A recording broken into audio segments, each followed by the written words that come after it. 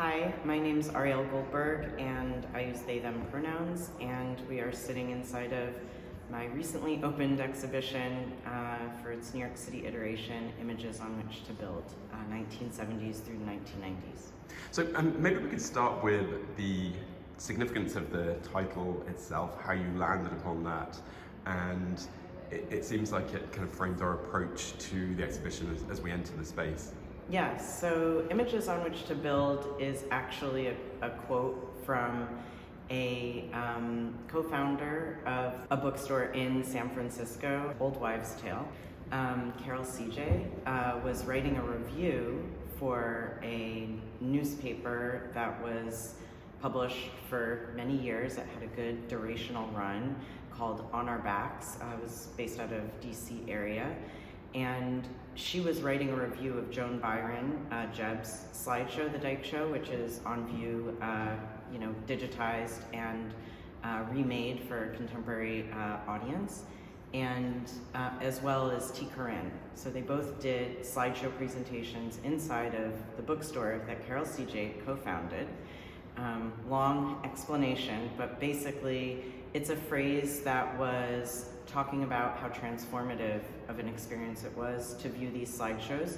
And the thing about slideshows, they are formally the crux of this exhibition, is that they were community spaces, they were places where people were gathering to do sort of grassroots educational work, whether it was to locate one's own history. Corinne made erotica slideshows, so she was doing more sex education work, and also sex positivity, body positivity, trying to really reclaim feminism from a place of feeling good about sex in your body for lesbian communities. And Jeb was doing a photography history slideshow, and that is the Dyke Show, and that's what's featured in this exhibition, along with many other projects. So I came across this phrase by Carol CJ in my archival research, and I added the decades to it because this is a historical show. It's very much for the present, but we are looking at materials that are bracketed by the late 70s through the late 90s. And as you mentioned, it brings together various projects. There's 6 sort of distinct parts of the exhibition. Yes. What for you are the connecting threads between them, would you say? So the exhibition is thinking about the question of a sort of research question, how were people organizing and how were photographers using their skills as photographers to help with educational projects or to build those educational projects. And so each section of the exhibition answers that question through a different formal and material angle, and they're all sort of their own exhibition within the exhibition, but they have really important links. And in terms of the exhibition design, there's a few things that bring them together. And I can, walk us through the 6 different projects. I wanted to look at the work of Lola Flash, who's a photographer who's based mostly in New York City, through the lens of their activism, specifically during the time that they were volunteering for AIDS Coalition to Unleash Power, ACT UP in New York City, the New York City chapter.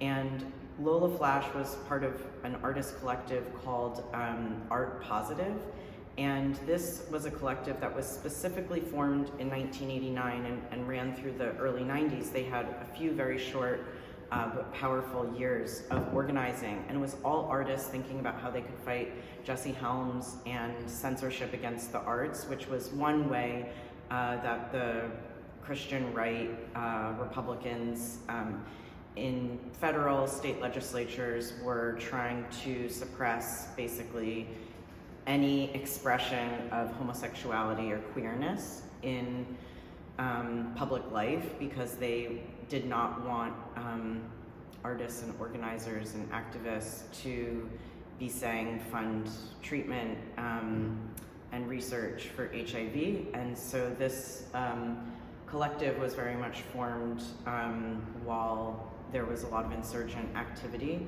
and people just by every means necessary, getting the word out about what sort of discriminatory legislation queer people were facing at that time. So I look at the projects that Lola Flash did both around the same time as being an art positive. Those are the 4 photographs that one sees when they walk in the show, cross-color work. And then we go in and there's 4 different projects by Art Positive that are represented in the exhibition. A slideshow that they did that was called This Up Against That. That's an analog slideshow in the exhibition. That was sort of like art history and contemporary artists' work, where we were basically, they were showing how, according to the Helms Amendment, anything with nudity, basically, or homoerotic undertones would be, banned from public life. Public funding wouldn't be able to be given to it. So like a very kind of classic example of an application of the Helms Amendment was the cancellation of Robert Mapplethorpe's The Perfect Moment exhibition at the Corcoran in DC. And yeah, I think that they were very much trying to prove that you can't really make these restrictions, in art, just like you can't really make restrictions about what books, young people or anybody should have access to, which is a fight that we're fighting now, is this sort of like fear of the rich and complex life of people who are not white, straight, and conservative Christians. Yeah. So Lola's work has a lot of stylists, like she brought her style of this cross-color work to Art Positive. So it's kind of looking at one artist amongst many artists in a collective. They were doing many different projects that are not even represented here. So this is just a selection from one of the archival holdings of theirs, which is based in Chicago with Dan Berger. Yeah. And as we're going that way, would it make sense just to take us around Sure. the room as people will experience it? Yeah, so the next section of the exhibition looks at Diana Solís, and Diana is a photographer based in Chicago, Illinois, and they have been working since the 70s as a youth organizer. They got involved very early on in their life through their friends and their family in organizing in Chicago public schools, demanding more resources, Black studies programs, Chicano studies programs, and more funding for schools that were really underfunded, which is, another way that the government suppresses resistance movements and Black and brown activism and organizing, is by just underfunding and stopping resources to people that, like everybody, should have high quality education and healthcare. So Diana Solís's work basically in this exhibition also goes to Mexico City, goes to the 1987 Encuentro, which was a Latin American feminist conference that is still active today and started in 1981, and it's located in different Latin American cities. And Diana has been involved in numerous educational organizing projects, so the sort of interpretation of this framework for the exhibition of photographers who are also doing educational work in grassroots organizing. Diana was literally an educator, building dark rooms in feminist organizations, feminist Chicano organizations in Chicago, such as Mujeres Latinas en Acción. There's photographs of Diana teaching inside of the different classrooms that they were a part of, whether it was at St. Procopius, a Catholic school, or at Latino Youth, or at Casa Azatlan. So you can see even just within this span of, 15 years in Chicago, those are, I think, 4 different grassroots organizations that were all, in and around the Pilsen and Little Village area, where Diana still lives and is still photographing and making art. I also just want to say about Diana's work, when I was lucky enough to start looking with Diana at their archives, and this is a body of work, about 8,000 negatives Diana was in the process of scanning and becoming reacquainted with. It was sort of like this time capsule of their life, because they moved on to illustration, painting, murals, public artworks in Chicago for about 20 years in the early 2000s. So I was really struck with how it was not just the organizing. There's lots of amazing historic demonstrations and, you know, not so major protests that Diana documented, because they were working as a photojournalist and a documentary photographer, as well as an educator. So they were always freelancing and doing many things at once, and still is, you know, very busy. But I was also noticing there were a lot of really joyous, intimate moments of celebration. So the subtitle of Diana's section of the exhibition is Intimacies in Resistance, which I think is very much, you know, a grounding force within the exhibition. I like to think of Diana's, has the largest representation of black and white and some color still photographs. And so Diana's work is really looking at how multi-layered organizing is and how it doesn't look one way, and it's trying to look at like the life of being an organizer and a documentarian of the various modes that you engage. So it's also a lot of social groups. It's a lot of you know, hanging out in the afternoon, reading together, talking, laying on beds together, going out dancing. So there's also some, you know, lesbian clubs that are documented that no longer exist anymore, like Marilyn's Bar in Chicago.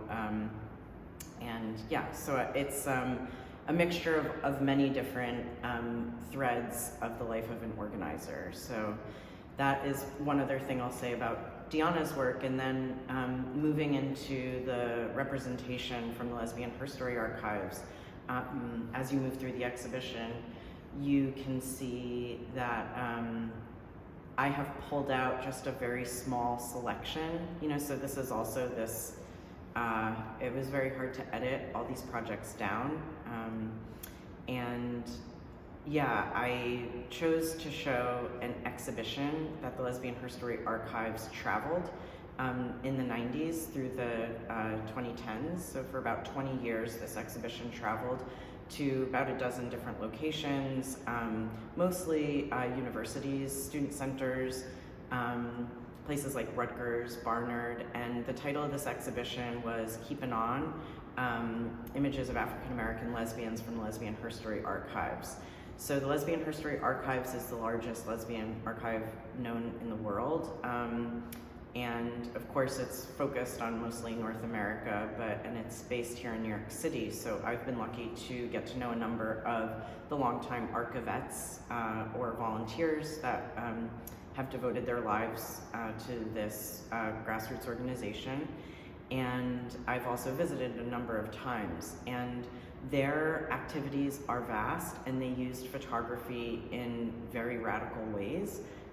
One of the things that the Lesbian Herstory Archives did very early on, when it was founded around mid-1970s, was to just build the trust of their communities, which spanned, you know, from New York City beyond, and they've had many international visitors to their archives. And what they were interested in doing was building a collection that represented real life lesbians. So they're actually not focused necessarily on celebrity, although they do include, you know, more well-known lesbians, but they also have in their archives bad lesbians, as historian Lisa E. Davies likes to call them, thinking about people like Angela Calamiris, who was an FBI informant in the 1940s and actually one of the main feeders of information in the McCarthy-era Red Scare. She was a photographer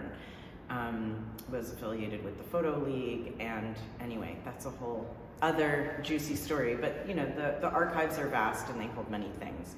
And I wanted to ground this exhibition focusing and celebrating the work of Black lesbians especially, and to think about how the Herstory Archives has always celebrated the work of Black lesbians, especially under the leadership of Mabel Hampton. And Mabel Hampton was one of the early founders and volunteers I don't know if she's identified as a founder, but she was an early volunteer, most definitely, and was a source of inspiration and friendship and mentorship for many of the archivists, including Georgia Brooks and Paula Grant. So they're two of the co-curators with Morgan Gwenwald of Keep It On. And so the Lesbian Herstory Archives had many innovative ways of spreading their collection to places where people couldn't necessarily visit. So one of the ways they did that was through slideshows, and another way was once they had their sort of permanent location that wasn't inside Deb Adele and Joan Nessel's apartment in Manhattan. When they moved to Park Slope, they were basically thinking of ways that they could get the archives to other locations. So Keep It On was one of several traveling exhibitions.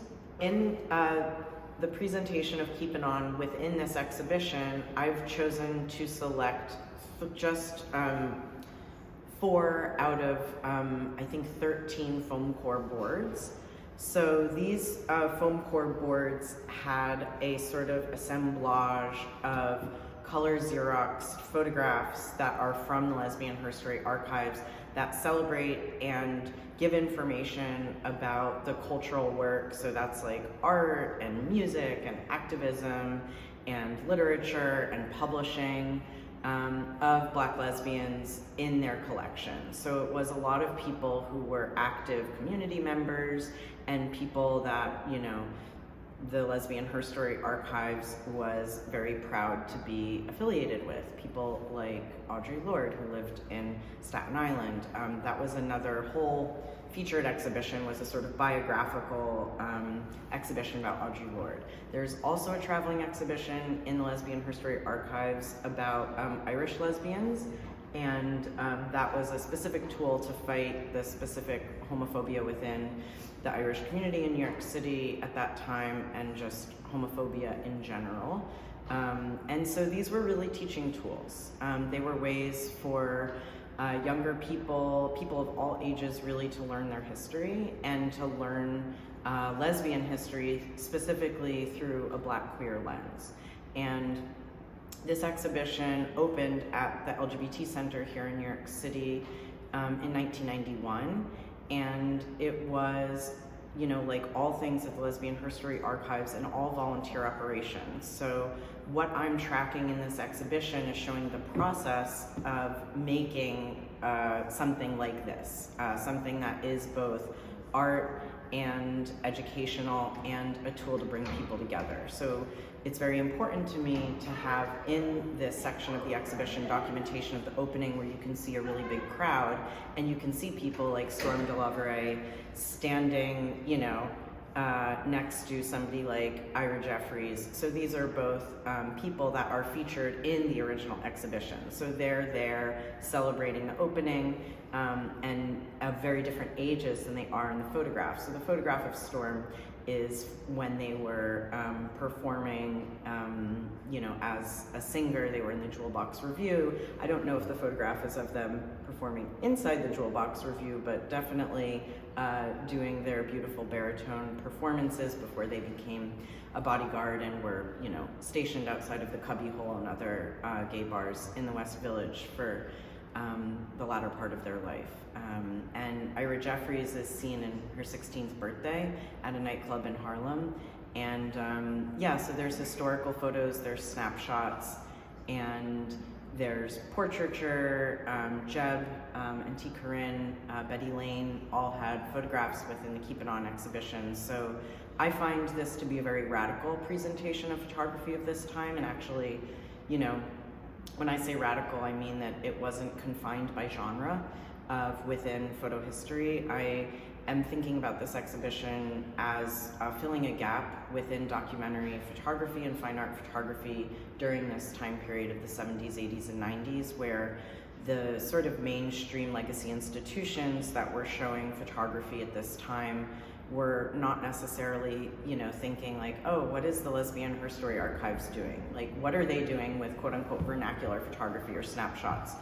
What are they doing with saving news clippings from Ebony magazine or things like that. So there's also an original Ebony magazine that features James McHarris, otherwise known as Annie Lee Grant, who was a sort of well-known for a brief period in mainstream news trans figure, and is one of the rare representations of Black trans life in the rural South. In Mississippi is where the story takes place. So it sort of talks about the unfortunate circumstances, and it's a difficult article to read because it's through the lens of discovering this person who was thought to be a man, but actually they were, through the narrative that the journalists were framing, were sort of like exposing them as in a different gender, or being assigned at birth a different gender. And this was very exciting for me to find, for example, in C. Riley Snorton, contemporary trans scholar, doing research about Annie Lee Grant and James McHarris and writing extensively about it. So it sort of brings together all these different threads of my research about trans history and thinking about trans history as being, embedded within lesbian archives as well.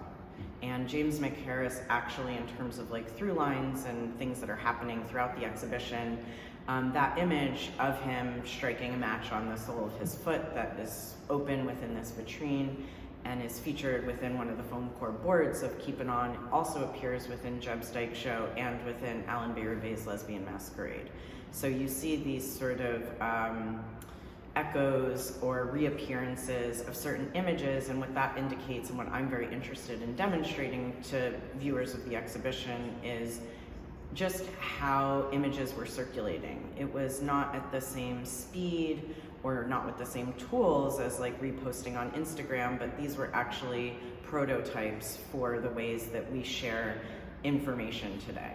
Lesbian Masquerade is a slideshow that then had a different name and evolved, like all slideshows did evolve. It is usually housed within a carousel, so it was very easy to take iterations, single images and add to them.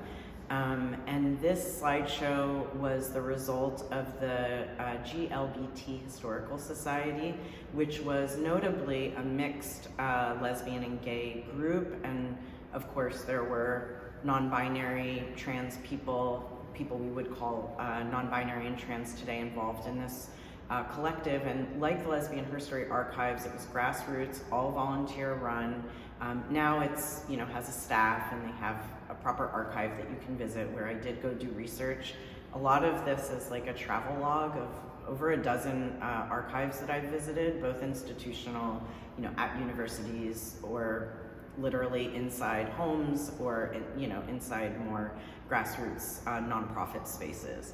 So Lesbian Masquerade premiered the year that Jeb's Dyke Show premiered, 1979, and we include in the exhibition a upscaled flyer from this original slideshow.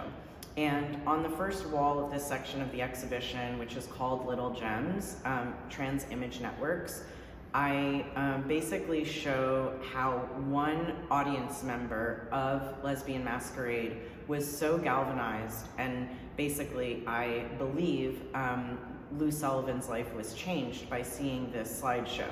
So I have on loan from this archive in San Francisco letters that Lou Sullivan wrote, a letter that Lou Sullivan wrote to Alan Bayroube, who gave the slideshow. Of course, it was a collective effort of the archive, but the person sort of like at the microphone advancing the slides, etc., was Alan, and it was all of his research that goes back, to the early 20th century about women who passed as men, which were sort of, what we would now think of as a trans masculine or lesbian life.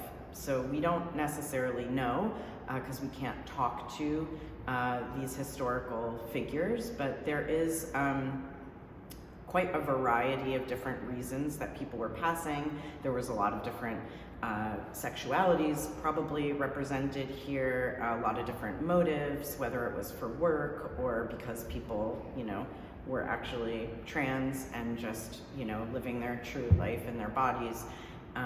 But this experience for Lou Sullivan was so powerful that he became one of the primary advocates of this slideshow. And the way that slideshows were experienced was just, you know, a community event. So it was like, if you missed Lesbian Masquerade, you know, at the Women's Building in '79, you could come see it for the Golden Gate Girls and Guys, which was a mixed trans group, both trans women and trans men. And of course, these early transsexual organizations also included cross-dressers and people that identified as transvestites and transsexuals, and transgender was sort of a later word. But it was a big tent group, and the things that I'm showing archivally is also that, you know, not only was there a personal correspondence where it was like, thank you, Alan, thank you from a gay trans man, Lou Sullivan,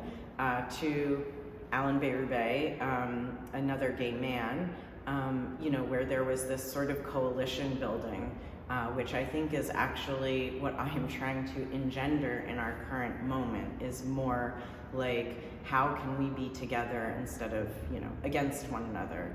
And yeah, Lou also showed the slideshow when he had founded at that point F to M, Female to Male, which was a support group, and then a newsletter. So we include the very first F to M newsletter, which went on to grow into an international community, and after Lou Sullivan's passing was taken over by Jameson Green.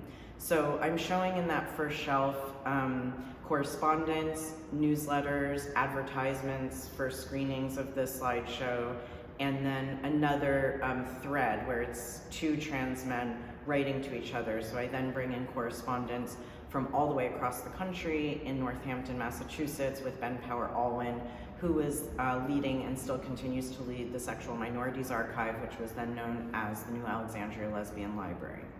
So there are big letters upscaled on the wall that I downloaded and made to look more beautiful than small files from the Digital Transgender Archive. And we have QR codes within the exhibition if there are digital collections available. So for example, in the Lesbian Herstory Archives section, there's a QR code to listen to interviews with Mabel Hampton, sort of near where photographs of Mabel Hampton appear. And as well with Deanna in her section, we also have a QR code to a magazine that she published in quite regularly in Mexico City called Femme Magazine, to their PDF archive, which is fabulous. And yeah, so I'm showing a description by Ben Power Alwyn of, you know, holding an event to screen She Even Chew Tobacco, which was the new name of Lesbian Masquerade, to his community in Northampton, and describing this experience to Lou Sullivan, who at that time had already published information for the Female to Male, which was a sort of pamphlet about, you know, socially transitioning, medically transitioning, emotionally transitioning. It was a sort of self-published book that was sort of a guide for peer-to-peer counseling. So they were, you know, communicating and sharing all these resources. The occasion for them writing to each other was that Ben had just acquired this pamphlet and, you know, placed it in his archive in Northampton for visitors to have access to. So we also have in the exhibition some photographs of Ben Power Alwyn inside of his archives, and so I think it's important to show literally how an archive as a place for people to come to is a site for empowerment. It's a place where he's been protecting trans and queer history for many years, since the late 70s. And I also show a letter from Lou Sullivan in response to Ben Power Alwyn, and snapshots that Ben had sent Lou in the mail. And the title of this part of the exhibition comes from a quote of Lou Sullivan, who said, you know, when sending clippings to Ben, like, we have to save these little gems so that, you know, future F to Ms know that we exist and don't feel as lonely and isolated as we do. And the very last section of this Little Gems is looking at the mid to late 90s in San Francisco, and thinking about the photographer and paying homage to the photographer Lauren Rex Cameron, who very sadly passed away just a few months ago in November of 2022. So we have a very large photo of Rex marching topless in the first F to M contingent at a 1994 Gay Pride march in San Francisco, with a sign that he handmade that says F to M on it, trans pride. And we also have in this section of the exhibition Rex Cameron's first book that was published in 1996 by Cleese Press, Body Alchemy, Portraits of Transsexuals. And we have a video of a panel discussion that was the closing event for Lauren Rex Cameron's first exhibition, Our Vision, Our Voices, which took place in San Francisco at 848 Community Space in 1994. And that was a really important historical exhibition, in my humble opinion, because Lauren Rex Cameron was a trans photographer who really wanted to photograph trans people in an informed and sensitive way, where their experience and empowerment was the sort of the goal. It was all about representing them in a way of mutual respect, because at that time, which was sort of the first transgender tipping point, trans people were often represented in mainstream media as freaks or as sensations in ways that were not very positive, I guess one could say. And like Jeb, Lauren Rex Cameron was very much, interested in normalizing positive images of the trans community, as well as providing information to those who needed it, whether it was, people related to trans people or trans people themselves at the very beginning of their journey, figuring out, what does it look like to, get gender affirming healthcare? What does it look like to, have surgery? And things like that were very graphically portrayed in Lauren Rex Cameron's work in ways that I think are radically different than how we talk about transvisual culture today. It was very much just trying to get any representation out there. And it was very risky work, and it was very difficult work. And there is also represented in this exhibition a sort of historical turning point for Lauren Rex Cameron biographically of when he decided to become a photographer.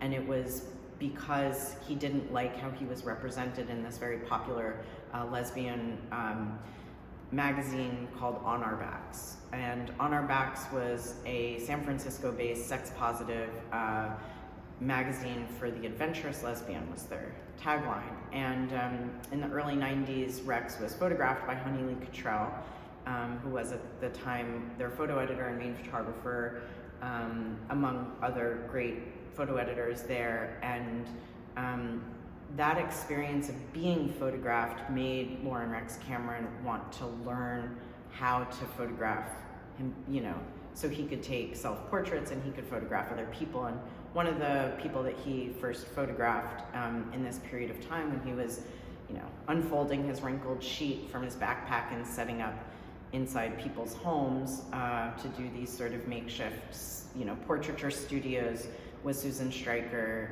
So there's also an essay by Susan Stryker about the experience of being photographed by a trans person as a trans person, featured in the exhibition. So, if people want to spend a few hours here, there's definitely a lot of great little gems to experience. And that video is really important to me to be in the exhibition because it was a Trans 101 sort of information session. It was situated inside a photography exhibition because Rex's goal was to provide, education through his photography, and it was largely answering questions about trans experience in life and the process of transitioning to a lesbian and gay community in San Francisco in 1994, which was a very important year for trans rights in San Francisco. There was a public hearing about trans rights, and there was a big report actually authored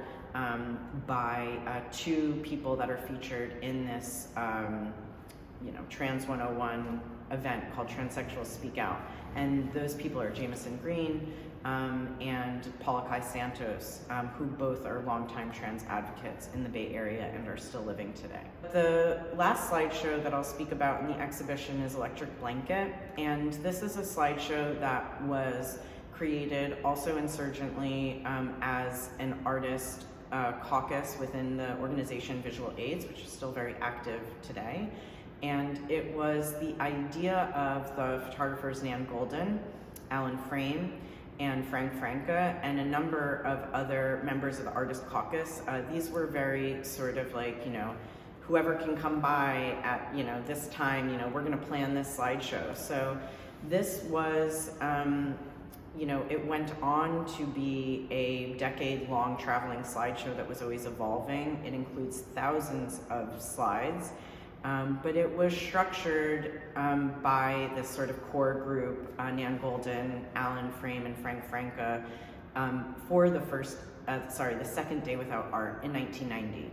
So Visual AIDS initiated a day on December 1st of activism within art spaces, activism in education to raise awareness about HIV/AIDS as it was affecting artists and people that work in the arts, and really everyone. It was just an excuse to basically take over art spaces and do AIDS-related programming. And it's actually still, to this day, Day Without Art is an international call to arms to do this sort of work. So the goal of Day Without Art in 1989, its first year, and 1990 was to get as many organizations, museums, and art spaces of all different sizes and affiliations to do an event related to HIV/AIDS activism. So this was originally projected here in New York City in 1990 on the Cooper Union Building. It had a live musical, orchestral, and music was playing.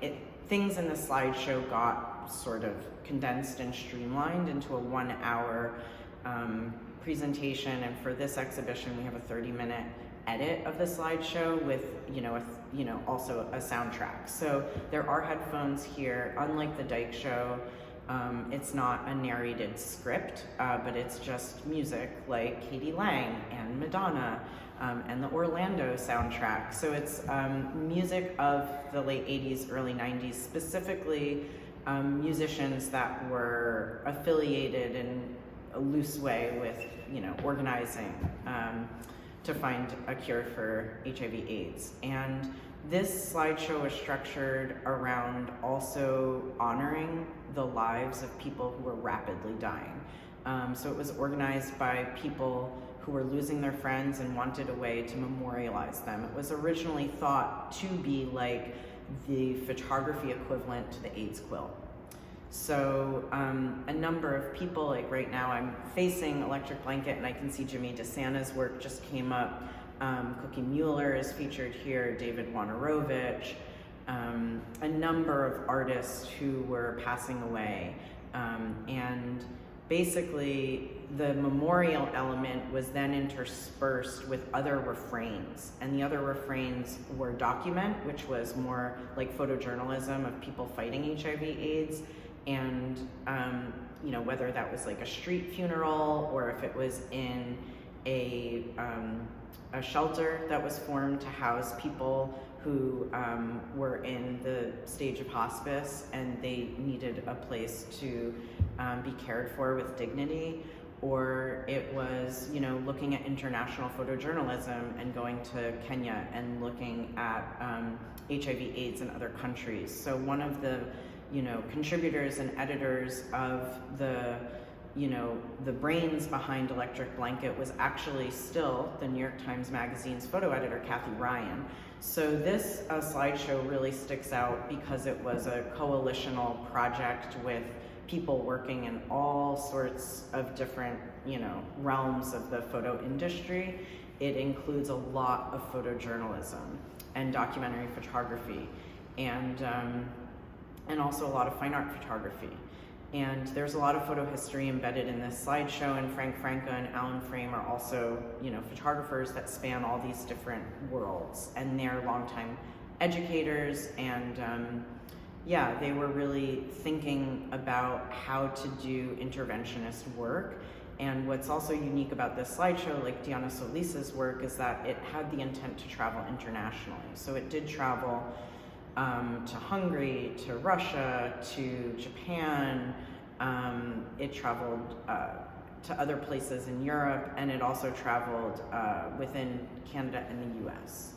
So there's a periodical, as there is inside every part of the exhibition. That's one of the sort of things that repeats, is that a periodical showing a review of the original slideshow or work of art is within a shelf here, and the periodical documents the screening in Philadelphia, and it's by the Griot Press, which was, as they described themselves, a minority-owned press. So I'm trying to also draw out the very robust queer cultural landscape where, a slideshow really existed through its public reception, through someone being moved enough to say, I went to this, I'm gonna describe what I saw.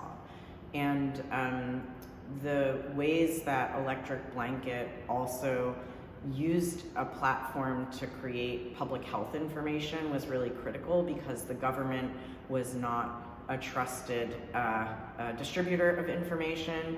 I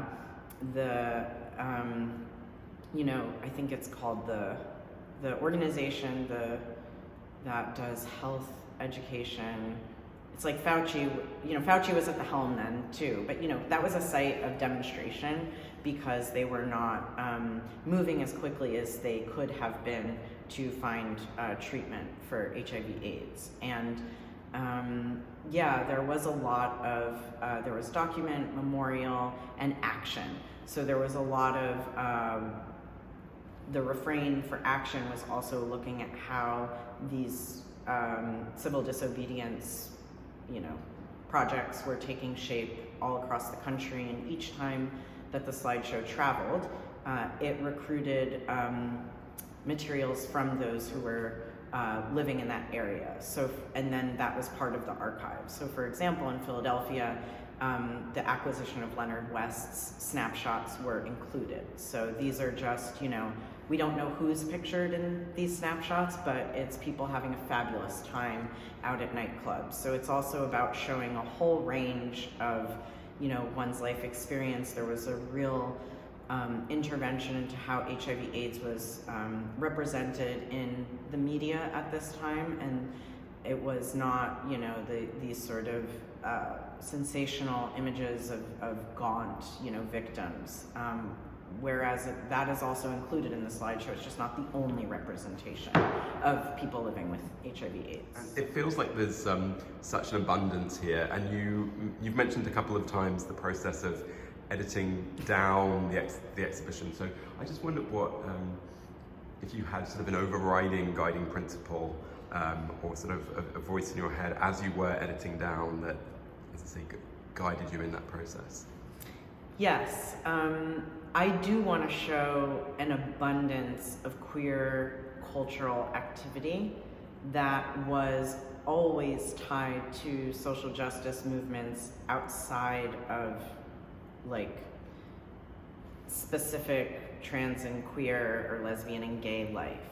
I want to show that there's this overflowing, overlapping, sort of cacophonous, multivalent series of practices. And I think that this is really just a fraction of my research. I should say that I began this project in 2017.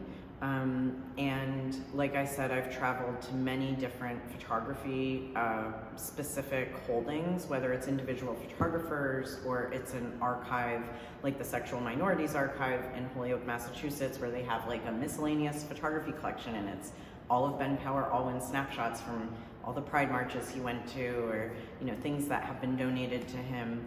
And I think that my guiding principle in what I selected is looking at how the process of getting images out there happened in community and collectively. So I was looking for things that were showing people working together. One of the threads of the Keeping On part of the exhibition is to show the darkroom. There's a photograph that Morgan Gwenwald took of the darkroom at the Lesbian Herstory Archives, where like she did a lot of printing, and also showing Paula Grant and Georgia Brooks, Jewel Gomez, in what appears to be a bedroom where there's like a sound system, literally organizing the foam core boards, all the photographs on them.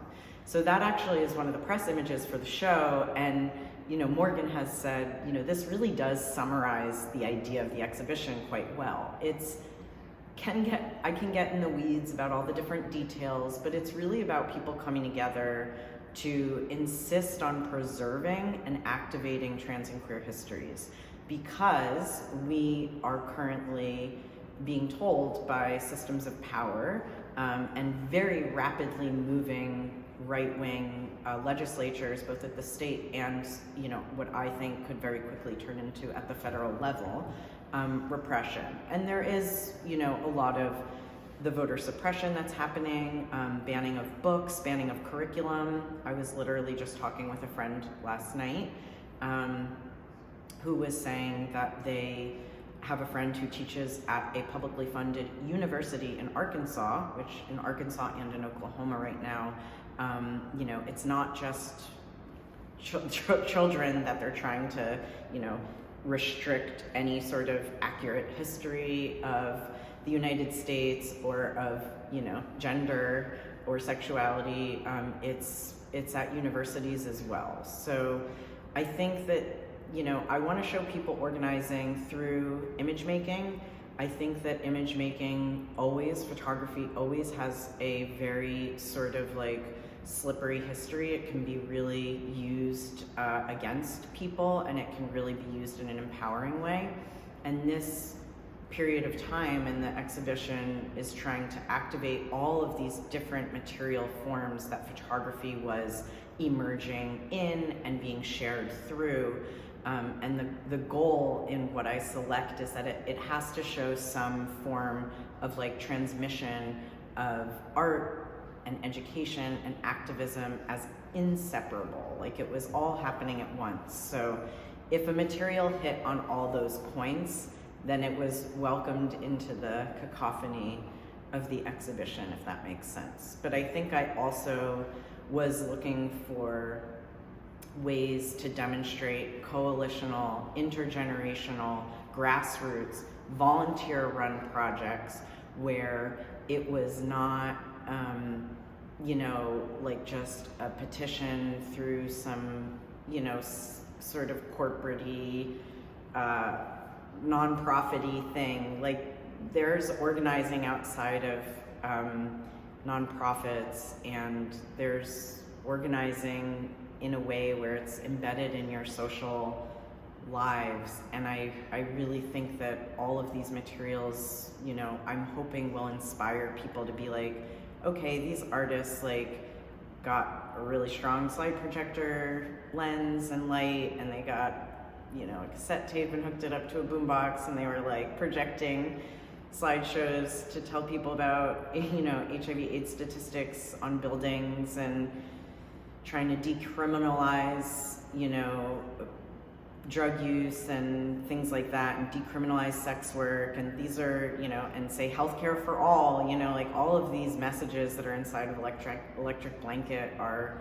it's not like we can compare it to today, but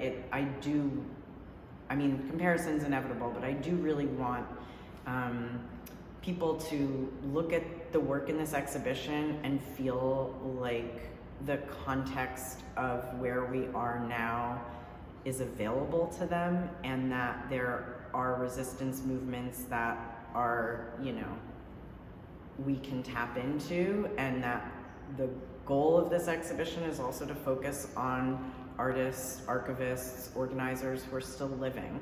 Very few people that I zeroed in on have passed away, and very, sadly, just to show how urgent the work is to be collaborating and talking to people who were organizing during this time period in the 70s, 80s, and 90s. Two people that are featured in the exhibition, Hunter Reynolds, who is a member of ART+Positive, and Lauren Rex Cameron, both have passed away in the time that I've been working on the exhibition. And not to mention, the photographers who have passed away in the time that I've started the research for my photo history book, such as Len Keller, Laura Aguilar. So we need to talk to these people